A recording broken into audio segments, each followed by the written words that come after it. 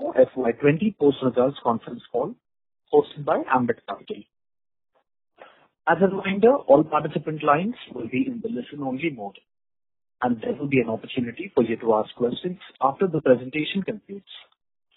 Should you need assistance during the conference call, please signal an operator by pressing star, then 0 on your touchtone phone. Please note that this conference is being recorded. I now hand the conference over to Mr. Udit Kariwala from Ambit Capital. Thank you, and over to you, sir. Hello, everybody. I welcome you all to the conference call. Today we have with us Mr. Sanjay Samaria, Vice Chairman and Managing Director, Mr. Manish Jaiswal, Managing Director, Magma Housing Finance and CEO, SME Business, Mr. Deepak Patkar, Chief Executive Officer, ABF Business, Mr. Rajiv Kumaraswamy, Managing Director, Chief Executive Officer of Magma HDI General Insurance, and Mr. Kailash Baheti, Group Chief Financial Officer. Without further ado, I hand the call over to the management. Thank you so much, sir. Thank you, Udit. It's a pleasure to welcome all of you on this investor call today to discuss our fourth quarter results. But before that, I'm sorry and apologize for the delay which has happened due to the technical reasons in uploading our investors' presentation, and I hope you all have been able to download as we speak on the call. So, gentlemen and ladies, we have been going through once-in-a-century event in the form of COVID-19, and its ripple effect is beyond anyone's comprehension, with raging debates of lives versus livelihood. Jury is still out whether and how as a country we have handled it and by when we will return to normalcy in our lives and livelihood. India, as seen in other spheres, has experienced COVID as well, differently in cities and rural towns, and the top 13 cities accounted for more than 65% of the total positive cases, and therefore response to Unlock 1.0 has also been quite different in rural markets versus urban cities stroke metros, as has been the mindset of the populace living in these markets. Coming to financial sector and more particularly NBFCs, we have suffered the longest and the harshest times since September 2018, ever since the collapse of IL&FS, followed by DHFL and Yes Bank, and many mid and small NBFCs during the 2019, resulting in confidence crisis amongst the lenders and rating agencies. And before the sector could recover from the same, COVID struck fatal blow to the entire humanity and causing irreparable damage to the entire economy. With limited fiscal measures in its hands, the government has been juggling various challenges of providing food and other welfare measures for migrant labor and poor, as also economic stimulus to the ever-reliable MSME segment, and also doing some balancing act of fiscal deficit containment and inflation control. While we have witnessed multi-year low GDP of 4.2 during FY20 and 41 quarter low of 3.1 during Q4 and projected minus 3.2 to 5% for FY21 and the negative outlook on the lowest investment grade rating, there are distinct positives in the form of forex reserves at more than $500 billion, record harvest of Rabi crop and the normal monsoon predicted for the calendar year 2020, and most important, negligible impact of COVID in the hinterland of our country. In times like this, we all have to fend for ourselves, and our survival instincts have to assume center stage, and the entire corporate sector across industry groups has tightened its belt to ride over this most difficult periods in our lives through survive, revive and thrive mode. At Magma too, we have adopted key principles of this motto of survive, revive and thrive along the following objectives. First and foremost is the employee safety and the welfare programs, followed by customer engagement and support in these times of crisis. Third, capital preservation, followed by prudent liquidity management. Fifth, OPEX control, followed by portfolio quality. And finally, digitalized platform for contactless lending and collections. Coming to the first one, employee safety and welfare. We've been providing 24/7 support through emergency response team of 85 persons to 9,000 plus people for any health-related issues as well as for their families, and moved into work from home during the lockdown period. Now, with Unlock 1.0 underway and more than 70% of our branches being located in the rural and the semi-rural markets, more than 95% of our over 7,500 field staff are in the field interacting with the customers, and supervisory staff and managers have been operating from their homes and going to office as required and using the secure networks to access the data and reports which are available throughout 24/7. Coming to customer engagement and support, we have established personal contact with more than 3 lakh live customers during April and May to inquire about their own and family health, impact of lockdown on deployment of assets, cash flow situation, and how we can support them. Our field executives and call center executives reached out to these customers across phone calls, SMS, WhatsApp, emails, etc., and tabulated the feedback through the questionnaire and assisted the customers to avail benefit from the various support schemes of moratorium, interest subvention, and providing further financial support. Its cost implications and the collecting installments where the customers have started operations during the last 4 weeks. Coming to the digital initiatives, as you are aware, Magma had launched this ambitious project on digitalization called Navodaya in early 2019, and timing could have been better to launch the cloud-native LOS with this scorecard-enabled credit rule engine. And while it has been already implemented in SME business, similar new LOS has been launched for the mortgage in March, and it will get stabilized with business resumption in June 2020. And the ABF LOS rollout is underway, and all the third-party API integrations with FinTech are complete with automated data collation. We have enhanced digital collection efforts through mobile payment gateways and can accept payments via UPI, debit cards, or net banking, and apps including Paytm, Google Pay, etc. Customer education on uses of digital medium to pay has helped collections during the lockdown. As of now, over 35% of our collections is through digital modes, which has already led to gains in the field team productivity. These LOSs have allowed digital processing of loans, and we have introduced robotic process automation technology for intelligent automation of back office processes to boost efficiency and accuracy at lower cost of operations. Early adoption of digitalization helped proactively manage COVID-19 situation and ensure seamless transition of business continuity planning without any productivity and security issues. Now coming to the topic of the season, moratorium and collection trends. We have offered moratorium to all our ABF customers with opt-out scheme, while offered moratorium with opt-in scheme for the mortgage and the SME customers. We have decided to offer moratorium 2.0 from June to August only to those customers whose cash flows are still impacted due to disruption in business activity.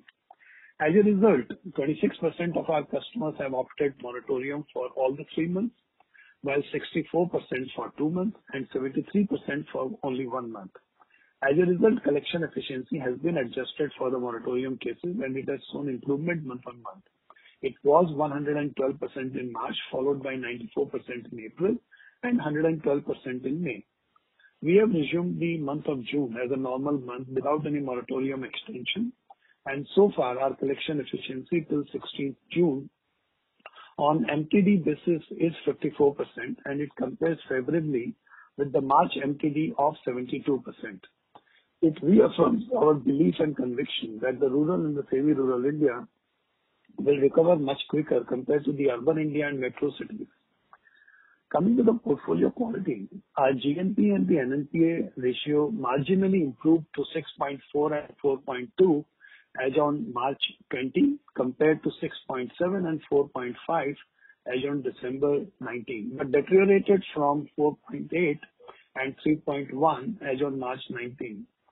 We have suffered on account of credit losses during the year 2019-20 owing to the poor economic activity and vehicle industry not doing well, and our improvement in Q4 suffered a jolt due to the lockdown in the last 10 days of the fiscal year. We have strengthened provisioning as on March 20 and increased the stage 1 and 2 ECL from 2% to 2.2% and also created one-time COVID provisioning amounting to rupees 117 crores in Q4. We are reasonably confident that the additional provisioning created for COVID scenario should be sufficient to take care of the slippages, if any, during FY21, and with rural India bouncing back to normalcy by October, we will be able to preserve the portfolio quality. Coming to OpEx control, we have kept tight leads on the operating expenses all through the year, and despite marginal degrowth in AUM by 5%, we have managed to keep the OpEx ratio at the same level of 4.1%, and with various measures taken during COVID times, targeting to bring it below 4% during FY 21. We are targeting to bring down our overall OpEx by 15% over FY 20 levels in absolute amount. Liquidity management. FY 20 by far was the most challenging year from a liquidity perspective for mid-sized NBFCs like Macma, and we have undertaken several measures to change the ALM profile, retire all short-term loans, and seek new long-term loans. These measures resulted in gradual improvement in ALM position quarter-on-quarter. Over the last 6 months, we have maintained surplus liquidity in the form of unutilized limits and available balances in the excess of rupees 1,000 crores and on quarter ends in excess of rupees 1,500 crores. The steps taken have resulted in our entire liabilities being converted into long-term, with adequate liquidity, new facilities received during lockdown, and a good pipeline. We decided not to seek moratorium on payment of interest and repayment principal during the entire period of March till August 2020. And liquidity-wise, we are comfortably placed till September 2020. We have drawn additional borrowings of rupees 545 crores during the lockdown period of March, April, and May. Apart from liquidity in hand of over 1,600 crores as on 31st May 2020, we have unavailed sanctioned limits of rupees 885 crores and a pipeline of rupees 600 crores worth of proposals under various liquidity schemes announced by the RBI and the Government of India. The measures undertaken to move to long-term funding sources and tight liquidity situation prevailing during the year pushed up our cost of funds from 9.02% in FY19 to 9.94% in FY20. With reduction in the repo rate announced by the RBI and the measures undertaken by the Government of India to ensure transmission of the rate cut, we are confident that our cost of funds for FY21 should come down by at least 40 basis points. Now I will invite my colleagues Deepak, Manish and Rajiv, who are the CEOs of the respective businesses, to take you through the highlights of their respective businesses. Over to you, Deepak. Thank you, Sanjay. Am I audible? Yeah, you are. Good evening, everyone. I'll be taking you through the ABF highlights for the quarter. The disbursal momentum gathered by the business in Q3 had continued in January and February as well, before the lockdown stopped everything in its tracks in March. Despite the largely uncertain situation, there are many positives for the ABF business. We continue to pivot sharply towards our profitable focused products and deepen relationship in existing customers with proven track record. This was a strategy put into execution since 2019. The used asset proportion has grown to 70% of the disbursements during Q3 and Q4. This amounts to a 27% CAGR over a 3-year period since 2018. We have also seen our disbursal yields grow by approximately 120 basis points YOY. This is on the back of a changing product mix. Our direct business has contributed to more than 40% of the overall disbursements for the quarter. This is on the back of our successful cross-sell program to our existing borrowers, where we have witnessed a YOY growth of about 50% in disbursal value. We continue to mine our large existing customer base with sharp focus on historical credit behavior and performance in credit bureau. The Q4 collection efficiency, excluding the month of March because it had moratorium impacts, stood at 101% approximately as compared to 96.68% for Q3. The business has made substantial investments in the collection structure during the quarter. We have now limited the sales involvement in collections only to stage 1 accounts. My apologies. Our proprietary credit rule engine implemented in September 2018 provides us the ability to consistently apply policy in a distributed setup.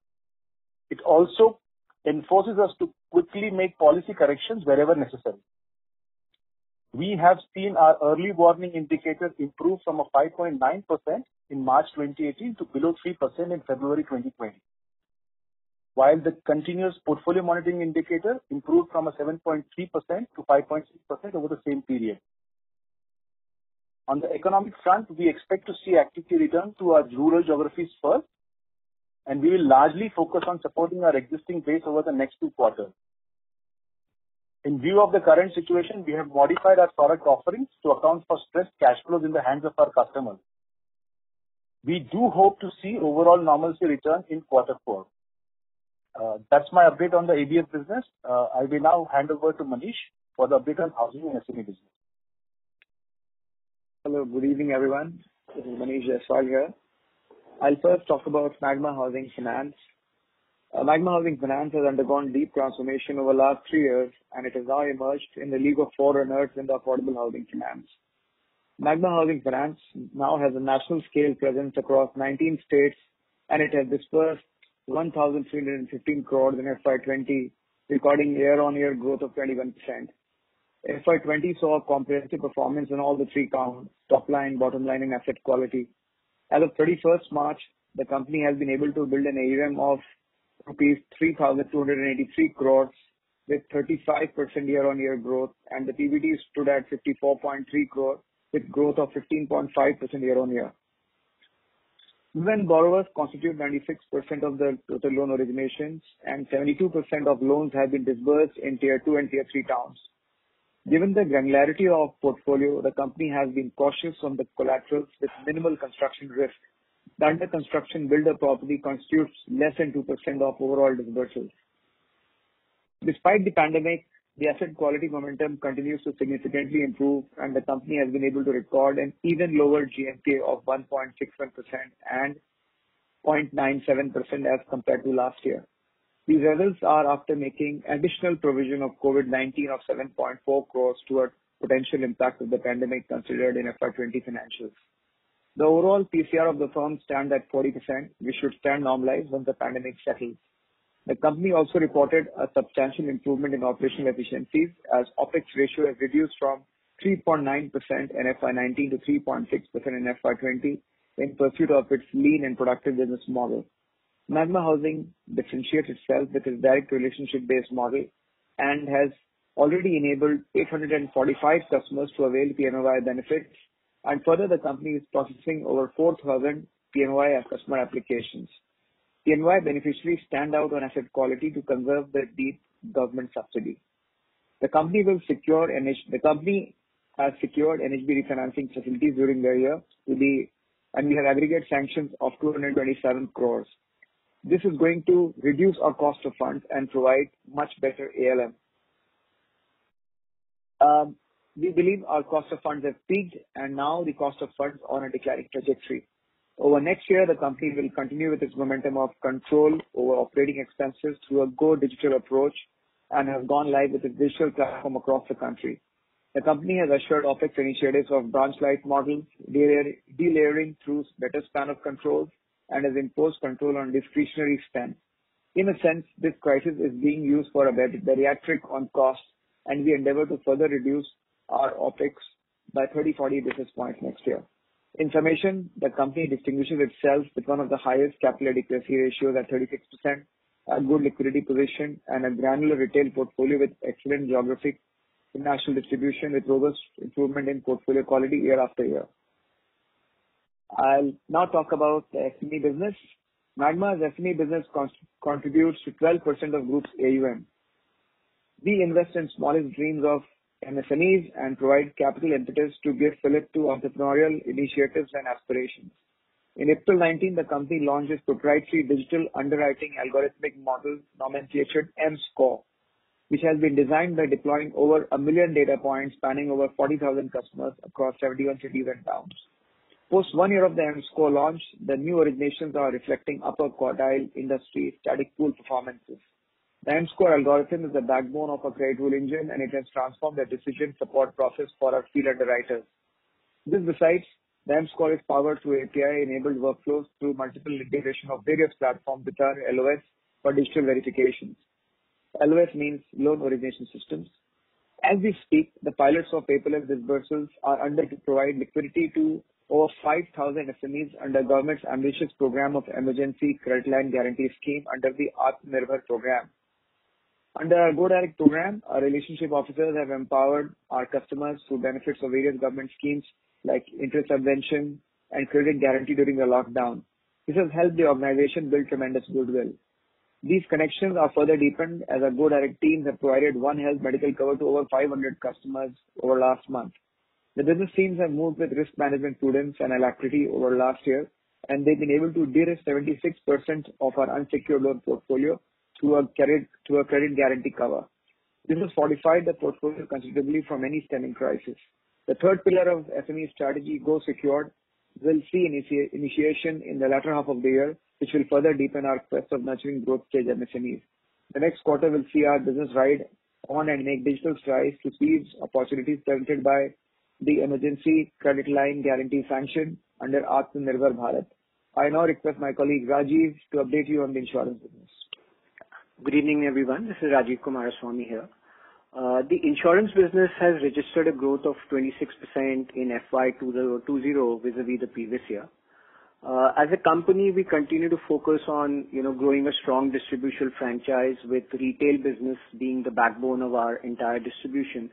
Retail comprises about 83% of the total premium that we underwrite as a company.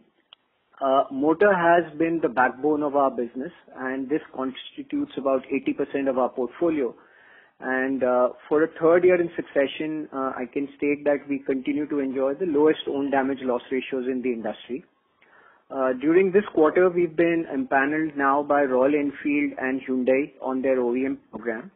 Now with these two empanelments, we now serve a very impressive panel of OEM customers, which straddle across passenger vehicle manufacturers, CV manufacturers, tractor manufacturers, and a few two-wheeler manufacturers also. We continue to invest in growing our health portfolio. Health now constitutes about 4% of the portfolio, which is largely directed towards retail and group health on the SME side. This will be an area which we will continue to invest in. Our investment book now stands at a healthy close to 2,300 crores, which is reflecting a leverage over our capital of almost 5.4 times. As regards our solvency, we stand at a solvency of 1.7 times as against the regulatory minimum of 1.5 times. And during the quarter, we've also been given some accolades as the Rising Star Company by the Indian Insurance Awards 2020. I'll hand you back over to Sanjay now. Thanks, Rajiv and Manish and Deepak. So I hope we've been able to give you an overview of across businesses, and we are all sitting in our homes and different locations and trying to do this. So there may be some glitches in hearing, so we are sorry for that. And now I along with my colleagues and Kanas, our group CFO, we are ready to take questions from you all. Thank you. Thank you very much, sir. Ladies and gentlemen, we will now begin the question and answer session. Anyone who wishes to ask a question, please press star, then 1 on the touchtone telephone. If you wish to remove yourself from the question queue, you may press star, then 2. Participants are requested to use handsets while asking a question. Anyone who wishes to ask questions, please press star, then 1.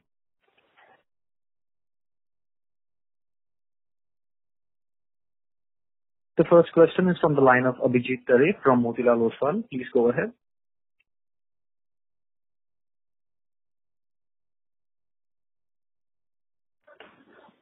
Abhijit from Motilal Oswal, your line is unmuted. Please get the line from your side and go ahead. Yeah, hi, good afternoon to everyone. Good afternoon, Abhijit. Thank you so much for running us through. My question is to Manish. Manish, what is your experience on your HFC book in terms of the percentage of the customers taking moratorium in the first phase and now people coming back for moratorium into the second phase? So, I think we have been a little moratorium conscious. While Dinesh can help you with exact numbers, I think at Magma Housing Finance Limited, our customers who avail moratorium is around 46 or 47% in that range.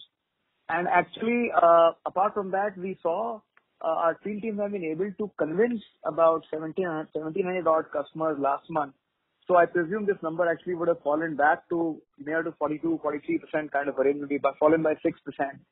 And moratorium 2, our stance is very clear that only customers who really need moratorium we should extend. And we are seeing encouraging signs of collection in June. My belief is that our June number should see substantial lowering of the moratorium percentage of customers. And any number assigned to that? Because people would have come back to you saying that we would need a moratorium. Well, any we can assessment talk, there? all numbers only fructify once the credit is cited in your account. But the brief to the team is to kind of get it down to half as soon as possible. Whether we reach by end of June or end of July or mid of July, that is something which is which will wait and watch. But I believe that the trajectory is very clear that we expect the first round of steep climb down on moratorium sooner than later. My second question on the same platform is there any separate process that you have followed in the moratorium 2 to reach out to customer, ask them what is it that has been done differently? No, we are very clear. It's an opt-in scheme, and for every customer who needs to avail of moratorium, it is a lender's right. So we will exercise our right judiciously, looking at customers' cash flow and situation, and then take our call. So our process is of deep intelligence. We have contacted about 75 to 80% of our customers through a survey. It has been a pretty deep survey, and it is actually providing us fairly strong actionable intelligence with a stratified customer level data on what kind of actions a particular customer would merit. So there are sciences which we have evolved in these times of pandemic, and we are working to some kind of a plan. Perfect. Thank you so much, Manish. Thank you so much, Chamriyaji. Thank you. Thank you. Participants who would like to ask questions, please press star, then 1.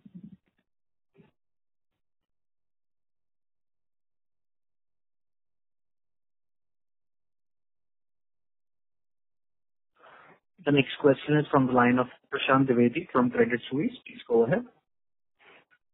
Yeah, hi, and thanks for the presentation. My question is around the credit, the CV and CE portfolio that you have, and again around the moratorium.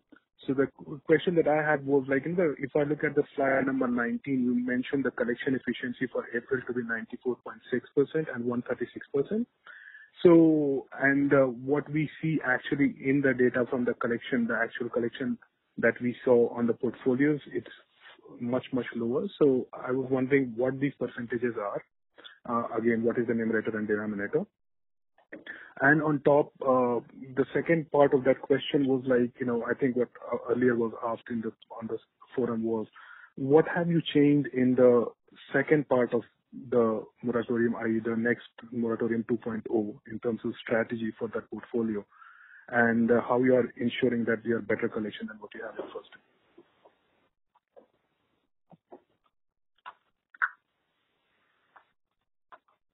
Deepak, you want to take up the question on CVC? Yeah, I was just going to unmute myself. Yes. So for us, the moratorium 1 was more of a effect of the lockdown where we were unable to reach our customers physically. So we had an automatic opt-in option which we gave to the customers. And it was, if a customer didn't want the moratorium, it had to explicitly opt out of it. So if you notice in the slides that we've presented, the ABF customer base, the coverage of moratorium is about 84%. However, what is important to note here is that not all 84% of them have taken moratorium for all the 3 months.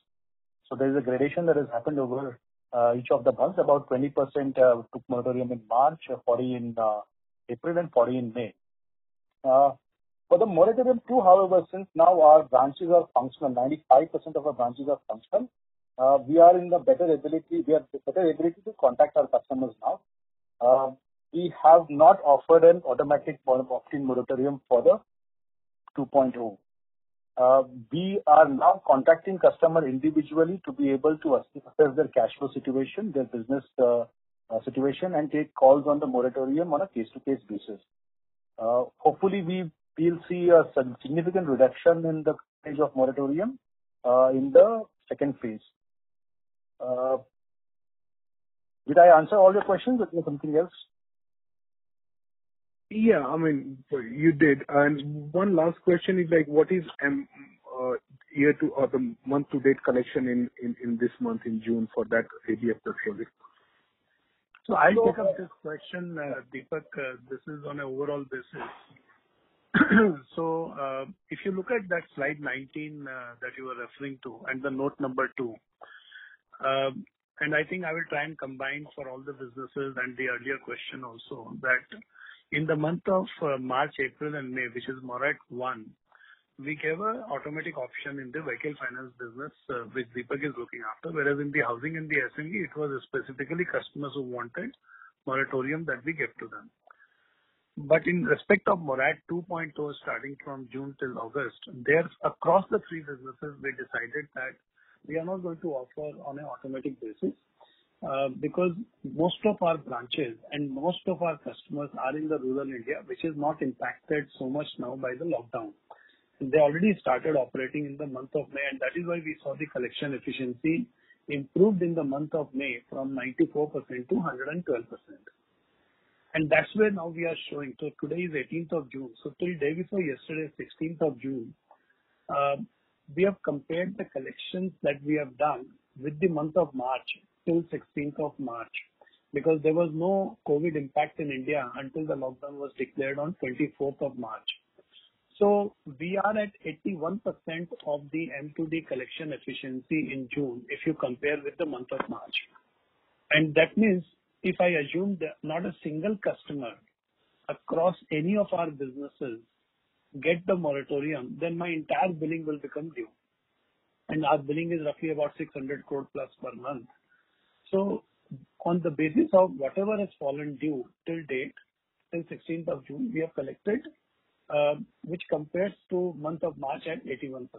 And in that business-wise also, we have shown that in ABF business, we are at 86% of March efficiency. In mortgage, we are at 74% of March efficiency, and in SME, we are at 73%. And the average is 81%. Thank you for that. Thank you. Participants who would like to ask questions, please press star, then 1. The next question is from the line of Abhijit Tibrewal from ICICI Securities. Please go ahead. Yes, thanks for taking my question. Following up on the previous question where you were explaining slide number 19. So, I mean, would it be fair, first thing first, can you explain us what was the collection efficiency in the month of March 20? I think it was around 80% or something in the month of March without giving the effect of moratorium. And after giving the effect of moratorium, it was higher. I just tell you. Yeah, it was 112% after giving the effect of moratorium, and before giving the effect of moratorium, it was 80%. Okay. Because till 23rd March, we continued regular operations. It was only from 24th that the business operations stopped, and as you can see in slide 19, I think 26% or 30% of the customers asked for the moratorium. 26% that we have mentioned in note number 1. Right. So then would it be fair to say that your June collections, given that the last 6 or 7 days in March were impacted, your June collections can very easily surpass your March collections? See, I think we would also love to think so, but it could also be that, there is a tendency that customers haven't paid for 2 months, so therefore they are all making the payment. But I think as the days go by, we will have to wait and see as to how does it really pan out. But what we have decided as a group philosophy that we are not going to offer carta blanca moratorium. Now we will do every single customer a thorough assessment as to does he not have the cash flow, such that he needs a moratorium. We would also look at reducing the installment rather than giving a complete moratorium. We have also evolved our policies accordingly. So I also am quite optimistic and rather pleasantly surprised that while we are all in Bombay and we find that everything is locked down and nothing is working, but in the rural India, things are working pretty well. The other thing is that, June billing is higher than March. That also I'd like to share with you. Okay. And again, on that slide number 19, wherein you are talking about collection efficiencies of 94% and 112% in April and May respectively, your denominator is not that billing of 600 crores per month that you talked about some time back, right? No, it is actually the billing after giving the effect of the moratorium. Obviously, otherwise it would be much higher because as we have mentioned, 64% customer in May and 73% customer in June. April and May, 64 and 73, they opted for the moratorium. Then the collection efficiency cannot be on the overall billing because the customers who opted for the moratorium, they won't pay.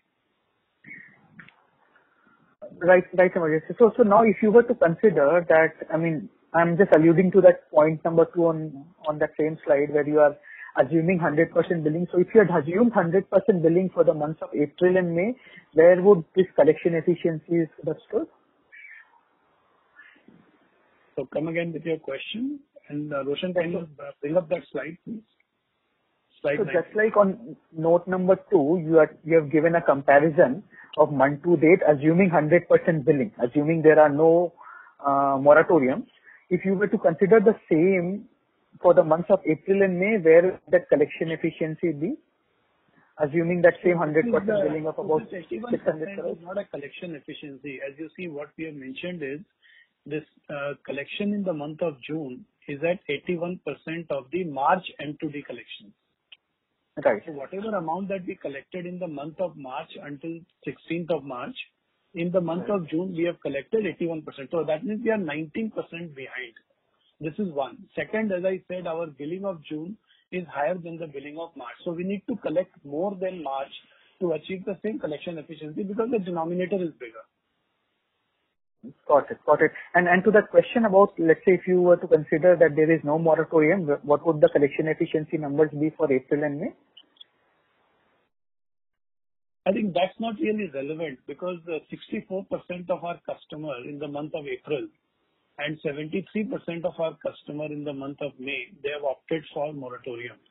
So then to calculate the collection efficiency in the month of April and May, assuming there was no moratorium, is not relevant. No? Sure, no problem. Just one last question. This 1,600 crores of liquidity that you talked about as on May 2020, does this include undrawn lines of 855 crores? So I'll let Kailash, CFO, he will respond on this question particularly. Yeah, so we have 1,600 crore of liquidity. This comprises of 800 crore rupees of undrawn but available drawing power, as we would say, which means that we have submitted the security and the money can be drawn at any point in time. Beyond that, we have 800 crore of lines available where we have to provide security and then we can avail, which you may say that is a kind of extra money available to us to grow as and when we increase our business. So Baheti sir, if I understood correctly, this 1,600 crores is in the form of working capital lines or cash credits. Yes. Sure, sir. Thank you so much and all the very best. Thank you. Thank you. Participants, to ask a question, please press star, then 1. The next question is from the line of Umang Shah from HSBC Securities. Please go ahead. Yeah, hi, good evening. Thank you for the opportunity. I just have a couple of questions. One is, as we move from moratorium 1 to 2, any collections, whether in full or part, done by the customer, does it get adjusted against his dues for that month, or we adjust it, or we would adjust it against the advance payment for the EMI starting September onwards? The money paid gets adjusted for the month for which it is paid. We do not keep it as advance. Okay. Okay. All right. And my second question was to Sanjay sir. During his opening remarks, he mentioned that clearly the company is taking certain steps to reduce absolute operating costs to about 15%. If you could just throw some color as to, I mean, which lines will contribute to the major cut down in expenses? So I think even on the previous question, I would like to just supplement what Kailash replied. In terms of the adjustment of the amount collected, in case of tractors, we also have the bullet EMIs, which are on a half-yearly basis. And this really coincides with the harvesting season. So we have the month of June, and that is why you remember I said that June our billing is higher than March.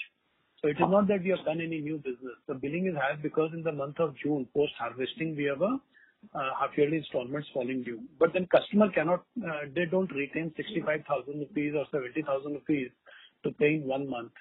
So we also keep collecting the advance EMI.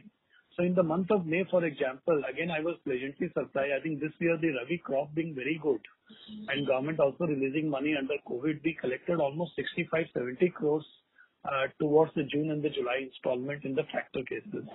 So that money, is separate. And then, of course, majority of the money that we collect is to be adjusted for the installment falling due in that month. Now, coming to your second question with regard to the OPEX, you see in services sector and in NBFCs across the board, almost about 65 to 70%, and it varies from organization to organization, is the salary cost, and about 30 to 35% is the non-salary cost. So we have taken a budget, and across the board, we have decided to look at where we can save money and achieve a 15% reduction, so that, and of course, in the non-salary, certain areas you can negotiate and bring it down more, whereas in case of salary, the reduction is lesser. And there are a series of measures that we took, due to which we have arrived at that we will achieve a 15% reduction month on month in the OPEX in absolute amount. All right, sure. And the last question was on our capital position. So clearly our tier 1 ratio remains fairly solid at about 23%. And our leverage also doesn't appear to be too high. But let's say 3 or 4 quarters out from now, once the demand kind of picks up, we would need capital to fund growth. Given that the profitability over next 3-4 quarters might remain fairly subdued. So do we have any capital raising plans over next 12 months which we would like to share? So right now, you see, our focus is, as I mentioned, there are 7 key objectives that we undertook at a group level, and we had a board strategy group comprising board members working with the leadership team over the last 2 months, and today we approved our business plan as well. And out of those 7 objectives, the third most important objective was capital preservation, because there is a lot of fear psychosis in the market that how this pandemic will result, what will be the impact of moratorium, is there a moral hazard? If customers don't pay for 6 months, then will they be able to pay, and will they have the mindset to pay? So there are a million questions that we also have in our mind. So therefore, we have taken a very clear call that in the first quarter, which is April, May, and June, everybody in the company, 9,000 people will go after customers, support them, collect money, or support them by giving additional money under the ECLGS scheme or under the various other, government-sponsored schemes, whether guaranteeing the repayment or giving the interest subsidy, etc., so that customers also feel that there is a company which believes in taking care of us. In fact, we have given a subsidy worth almost, several tens of crores during the lockdown period, obtaining digital signatures from the customers, and they really appreciated this gesture by the company. So the disbursements, in my view, will start from second quarter, but then it will again be at a very low key. And our house estimate is that the normalcy at 75 to 80% of the primary sales will start from the festival season, which is in October. And it is only going to be in quarter 4 that the normalcy will return. So our focus this year, rather than growth, is going to be completely on portfolio quality and thereby the capital preservation. What we got to make sure that the 2,700 crore network that we have, it should be fully intact. And then if we add another, maybe 100 crores on that as a profit, or whatever, then that will be a bonus on that. So I don't think right now we need capital, but in terms of leverage, while we have a lower leverage, I think that under the current risk-averse scenario, this is what the lenders and the rating agencies would prefer, and therefore we are happy. We don't want to leverage ourselves more. Understood. And sorry, if I could just squeeze in one last question for Mr. Baheti. I can see our NCD proportion in the overall borrowing mix continues to remain very, very low. How soon you think this bond market or borrowing via bond market might become feasible for you guys, or probably at least in the foreseeable future, the dependence will continue to remain on banks? I think in the foreseeable future, our dependence shall be on the banks only. Of course, some money will come by way of very soon we will be getting some money by way of TLTRO. There could be a raising of money through entities in other form like multilateral agency, etc. But if we come to the mutual funds in India, there I do not have any visibility on when the money will come back. We have seen that during the last 1 year or so, or even more, it is the investors who have been dictating the mutual funds as to where to invest, where not to invest. And they are hardly investing in anywhere other than AA plus and AAA. Understood. All right. Sure. Thank you so much and all the best. Thank you. Thank you. The next question is from the line of Udit Kariwala from Ambit Capital. Please go ahead. Yeah. So my question is on slide 19, the moratorium impact slide. There are collection efficiency numbers given. So I just wanted to understand, does this slide mean that, for example, in the ABF portfolio, if 84% of your portfolio was under moratorium, which effectively means 16% was available, out of that 16, or with a base of 16%, your collection efficiency was 94% in April. Is my understanding correct? What's the denominator for the collection efficiency number? That's what I'm trying to understand. Yeah, so your understanding is correct. Here the denominator is what we have built and numerator is what we have collected. So if X percentage of customers had sought moratorium in the month of April, so they go out and whatever then we have built, that is the numerator for respective month. So then when you say that the collection efficiency in the month of May is 136%, which effectively means that some money from the last month is flowing through and because this number effectively which should increase, right? And that's what I'm trying to understand. Because the denominator is basically, if your proportion of moratorium is increasing, this number could artificially increase, right? I would say that in the month of May, we have been able to collect from our 90 plus, from our 6190, more than one installment wherever billing has happened. Those contracts where we have not given any moratorium, if we are collecting from that is already in the denominator. But beyond that, we have collected and we have actually seen some rollbacks in the month of May. So I'm just confirming my understanding. So let's take if there are 100 customers which you have overall, and out of that 84 have availed moratorium, 16 have not. So your denominator is for 16. But let's take from that 84, even if they would have opted in, but still you would have collected. That also you've included in this, right? The numerator. Yes, it is the total collection. So but then the number may not match, right? Because in the numerator you're taking everything.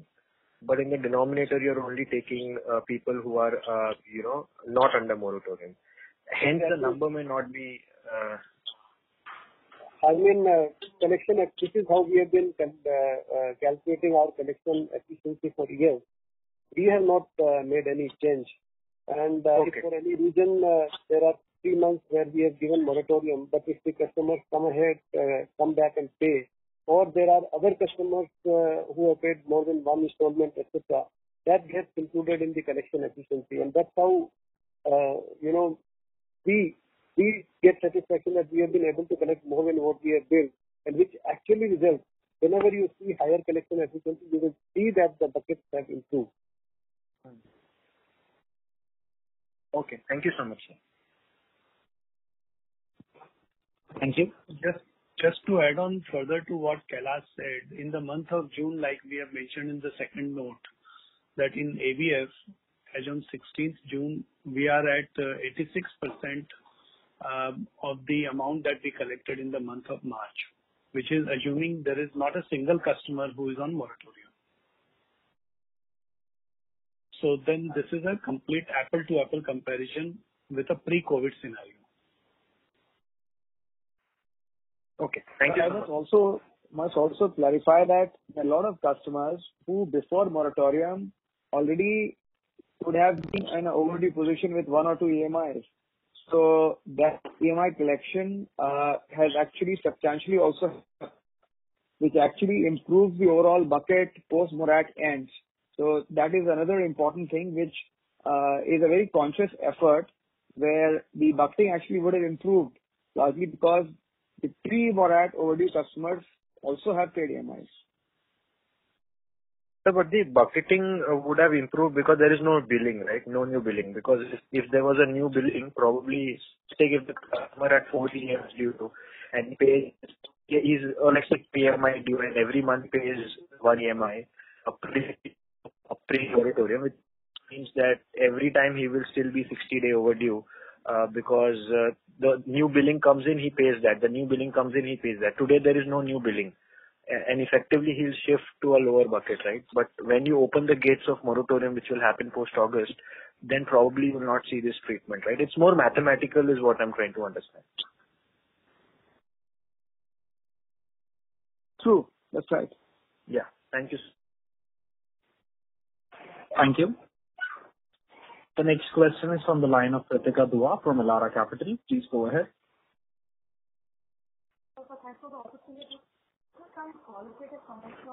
Ritika Dua from Elara Capital. Please unmute the line from your side and go ahead. Am I audible now? Yeah, you are audible now. All right. Thank you. Sorry.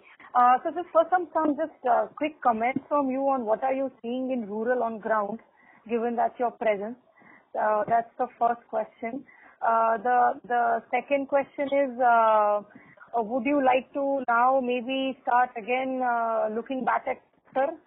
And thirdly, your comments on used asset would be helpful. So these are my three questions. So what is your third question? So the commentary on growth in the used segment. Okay. So I think these largely pertain to Deepak. So Deepak, you will take up these questions. Yeah, sure, Sanjay. Thanks. I think even while addressing in the beginning, Sanjay mentioned that we are seeing a lot of activity on the rural side. Our large number of branches being in the rural zones, we've been able to open up a 90% of them. Therefore, that is testament to the fact that there is activity happening on the rural side. The Rabi crop has been significantly good. That gives us a lot of confidence in terms of how the rural economy will be back on track. In terms of whether we would want to look back at tractor, honestly speaking, we didn't stop doing tractor per se. What we have owned up as a strategy which we'll continue to have is to keep the proportion of tractor portfolio within our entire AUM within the limit, and that is how we will do progress with that one.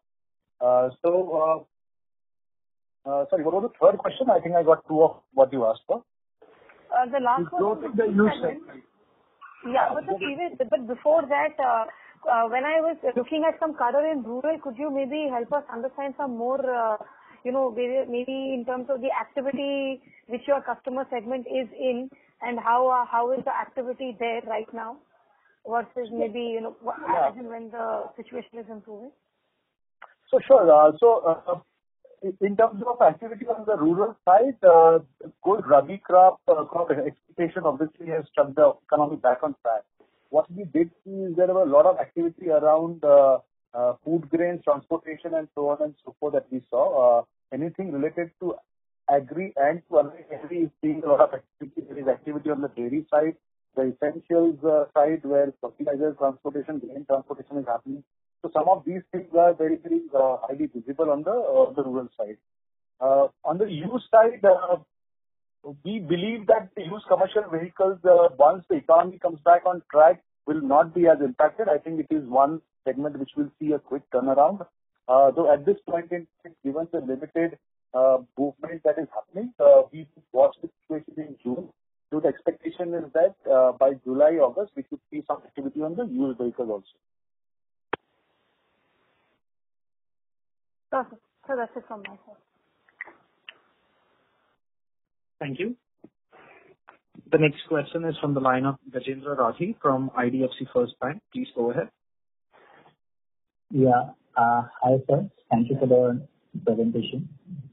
My question was specific to the provisioning, the one-time provisioning that we have done, 117 crores, that is related to COVID. So,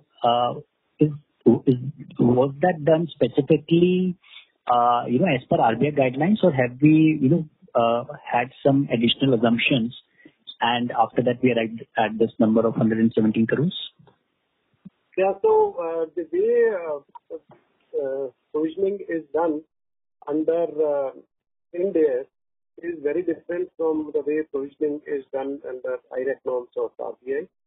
Under Ind AS, we have to calculate the probability of default and loss given default, and then we use the macroeconomic variable overlay to arrive at the credit loss. So we looked at our probability of default for the past few years, and then there are weights which are applied for a base case, for a worst case, and for a best case. And these weights can be varied depending on how the circumstances are. And today we are not in the best case, so we actually remove the best case and increase the weight of the worst case. And that's how whatever PD came, that became our probability of default. Similarly, those given default may be higher right now. So we again picked up, usually we would take an average of say 5 years or 7 years in the past.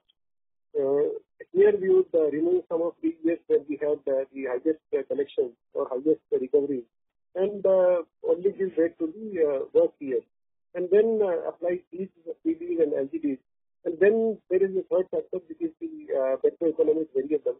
So whatever variable you would apply right now, that will have a significant impact, and it has had significant impact. Maybe CP or inflation or interest rate, every sector has undergone significant amount of change, and therefore that has also impacted. So all these three factors taken together, whatever the result comes, that's what is our loss, and that's how we reach to the 117 crore number. I would also like to say that if we compare our provisioning today against what the RBI prescribed number is, we are more than 100% provided. So if it is say 100, we are actually at maybe 225, 230. That's the ratio of provisioning at which we are going right now under Ind AS, and that's how it is. It will also get reported in our annual results. The difference between what is required provisioning under IRAC norms and what is the required provisioning under the Ind AS. It is significantly higher. Okay, thanks. I have one more question that was related to our repayment. So if you can just give a number on the monthly repayment rate that we have currently. So I have not understood the question. What exactly are you looking for? Yeah, sorry. So I had my question was related to the repayments that we are making to our lenders. What is the monthly repayment principal as well as interest included that on an average we are making to the lenders? So we are making roughly about 50 to 100 crores per month in a normal month, and will be around 150 to 200 crores in the quarter end month. So that's how the installments would be. Interest is of course uniform, and we have not taken the Morat 1, and nor do we intend to take any Morat under Morat 2. So we intend to make payment of all our liabilities on time. Although we have given the first Morat you have already seen, And second, Morat also, we are dealing on case-to-case basis where we see there is genuine difficulty of the customers. We will provide them the support. We do not need any moratorium from our lender. Okay. Thanks, sir. And the last question was related to... Mr. Rathi, may we request you to come back in the queue for a follow-up, please? Sure. Thank you. Participants, we may request you all to please limit your questions to one per participant. For any further questions, you may come back for a follow-up. The next question is from the line of Prateek Chheda from IIFL Securities. Please go ahead. Yeah, thanks for taking my question. I just wanted to understand now what will be the stance going forward on the fresh disbursements. I understand the primary focus will be on collections, but in terms of disbursements, how is the management looking at it? Will there be disbursements will there be any onboarding of new clients, or disbursements will be done only to the existing borrowers? So maybe I can start. I did mention that our top focus on SME business right now is we've actually gone digital end to end completely. While customers are logged in their home and employees are also at home, still a customer can avail of an ECLGS scheme. So that is something which is almost a risk-free scheme. And as I mentioned, we have shorted 6,000 customers. We have access them digitally. As we speak, we expect around 600 and 800 customers to immediately avail of disbursal and almost 2,000 customers ready in the pipeline queue. So that is something which is an immediate focus item. That is ECLGS. We will also look at sectors on the SME where our digital platform can help us access all the businesses which are doing well right now. For example, chemists, pharma, provision stores. So this is something where we believe there is a need for a capital because there is a consumption going on here. So that is, in a sense, a sector which you can go. So that is the other bit. On housing, we are very cautious. We are looking at largely low LTV, PMAY cases, or businesses where cash flows are stacking up well, low ticket, sub 10 lakhs kind of business. So we are playing in that band of 10 to 11 lakhs. And our under construction property is virtually less than 2%. So that continues to be focused. So we believe that at least on the housing and SME, we will be cautious, but we see also opportunities. Especially in SME, there are a lot of opportunities which has been presented because of the Atmanirbhar. And I think that's a fantastic scheme. We expect to do well given our digital platform there.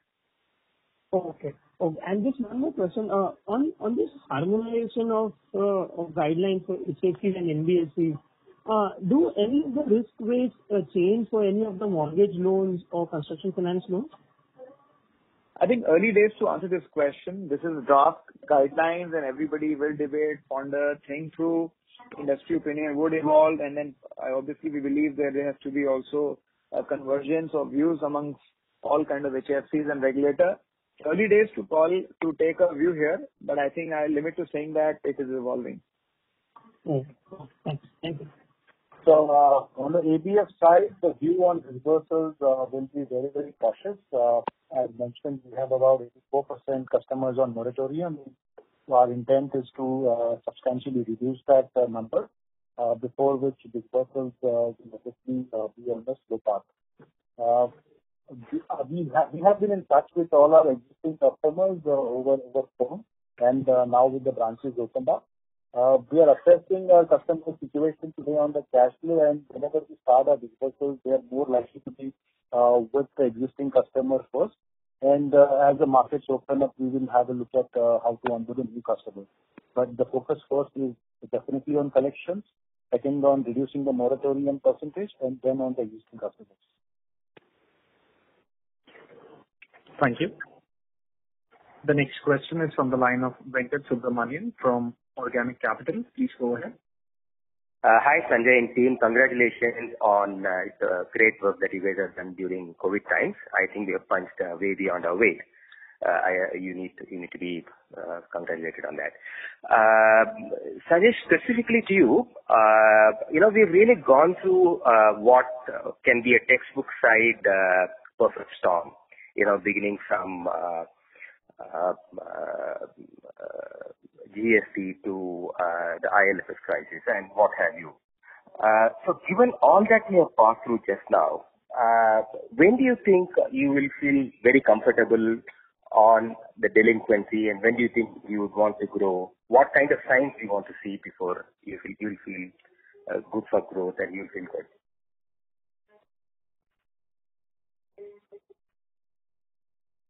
Sanjay, you seem to be on mute. Yeah, sorry. I'm saying it's $1 million question because when we ended the year FY19, we ended with the multi-year low in terms of GNPA and the NNPA. And I think 4.8% GNPA and 3.1% NNPA. Little did we realize that FY20 will be one of the watershed years in terms of the slowdown in the vehicle market, the freight earnings, the deployment. And before we recover from all of this, we will have COVID. See, last year's GDP of 4.2 and last quarter's GDP of 3.1 has nothing to do with COVID. COVID happened only on 24th March. So it actually it wreaked havoc on the asset quality. And current year, again, because of the uncertainty looming large, we have no idea as to why early trends of June are good, but I don't think 1 month makes up for the year. So we will need to wait and see as to how month on month from June till September, because usually July to September are the weakest period in terms of collection because of the rainfall. So once we cross the month of September with the kind of performance that we have seen till date in June, then I think we can be comfortable that we have weathered the storm. And because India mein kya hai, from there is a saying that from Diwali to Holi, you have a 60% of the total economic activity. So from October to March. So if till September, if we can recover well, I think then October to March will be a cakewalk. And then we can hope to claw back the erosion in the asset quality that we experienced in FY20. But having said that, we have built in buffers and the provision of 117 crores that we have done for COVID-19. While the provision has been done in FY20, but actually it is meant for FY21. And this is in line with the RBI directives as well as the chartered issued guidelines, which said that we need to take effect of the regulatory guidelines like the moratorium and the COVID pandemic impact of the lockdown, etc., announced by the government. So we have done that. In our honest opinion, we feel that we have made adequate provisioning. The rest, I think the jury is still out as to how it will shape up.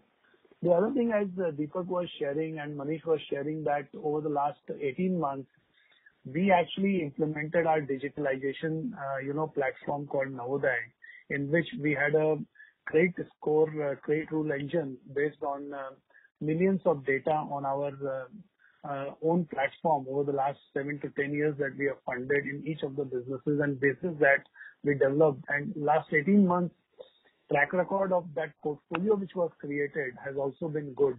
But then you sit on your books with the portfolio of the last 5 years. So we feel that, even when we restart the lending, say post July or August, but then it will start picking up steam only from October onwards. I think then we will probably be comfortable with the portfolio quality. And in my view, FY21, if we don't have any further erosion in the portfolio quality, one, that will be a good achievement in my opinion. And second, if we can go below March 20 and maybe somewhere in between March 19 and March 20, I think we will be very, very pleasantly surprised this year. This is what I would say on the portfolio quality side. And what has been our experience with respect to government-sponsored subsidies, either PM Yojana or the current MSME kind of support, government guarantee, etc.? Are we comfortable? Are we getting covered sufficiently? Or is it all paperwork driven? What's been our experience? So I think as Manish was sharing when he was talking about housing and the SME business, that one, I think today our leadership team is very, very alert. And we are also seeing that this time, at least in the pandemic, the response by the RBI and the government has been very proactive. And I've been part of the policy advocacy on behalf of the industry association and the various chambers like FICCI and CII. And in the last 3 months of lockdown, I would have personally interacted with the finance minister twice and the MSME minister 3-4 times, and with the